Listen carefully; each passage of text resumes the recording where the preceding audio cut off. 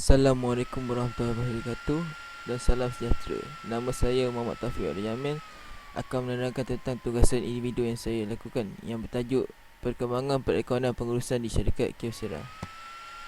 Pengenalan. Tujuan artikel ini dibuat adalah untuk memberi kefahaman mengenai pendekatan Kyocera untuk perniagaan, iaitu hubungan antara falsafah Kyocera, sistem pengurusan ameba dan pengurusan yang berkaitan sistem perekonomian. Syarikat Kyocera merupakan penggilang multinasional barangan elektronik dan seramik yang beribu pejabat di Kyoto. Kandungan. Terdapat hubungan secara tidak langsung di antara falsafah pengurusan dengan penggunaan perekonomian pengurusan yang dibawa oleh Kazuo Inamori di syarikat Kyocera. 7 prinsip perekonomian yang diamalkan. 1. Pengurusan tunai asas. 2. Satu sama satu berkaitan. 3. Pengurusan otot. 4. Kesempurnaan. 5. Pemeriksaan 2 kali. 6. Peningkatan untung.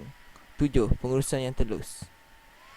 Melalui sistem pengurusan ameba, pengurusan menjadi lebih telus, adil dan saksama. Dalam sistem ini, ameba dikenali sebagai pusat kepada struktur baru, manakala unit individu dalam sistem boleh berubah-ubah, dipecahkan kepada unit dan saiz yang kecil dipanggil ameba.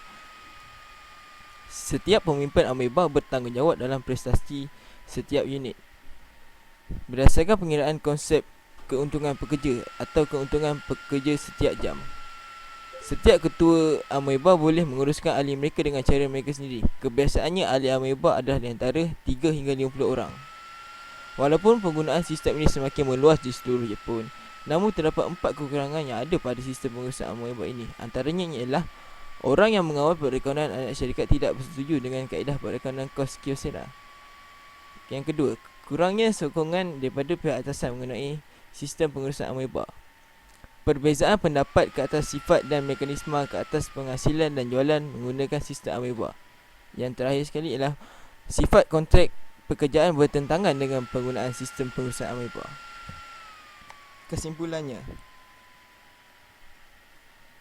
melalui penulisan saya dapat melihat pengurusan sistem ameba muncul melalui pengalaman yang berlaku dalam situasi perniagaan.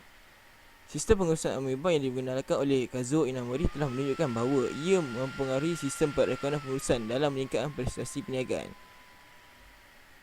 Peningkatan prestasi dalam perniagaan secara tidak langsung dapat meningkatkan keuntungan syarikat tersebut.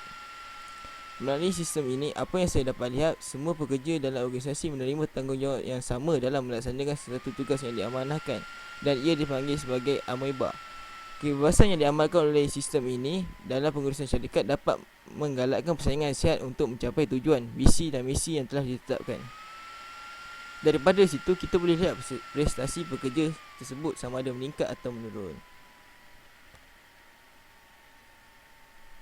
Ulasan.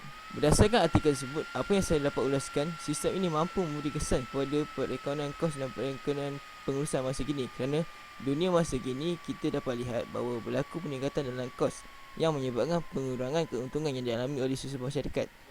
Melalui penggunaan sistem ini, secara tidak langsung, ia dapat membantu meringankan beban yang dialami oleh syarikat melalui cara mengurangkan kos.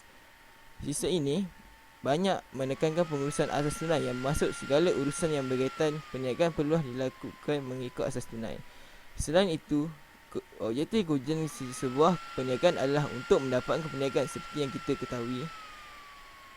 Sistem ini menyatakan juga untuk meningkatkan jualan yang dapat menjana keuntungan. Perkara yang pertama, terlebih dahulu kita perlu meningkatkan nilai tambah dalam produk atau perkhidmatan yang hendak kita hasilkan melalui peningkatan kualiti produk yang dapat meningkatkan nilai pasaran sesuatu produk. Sekian saja penerangan saya tentang tugasan yang saya lakukan.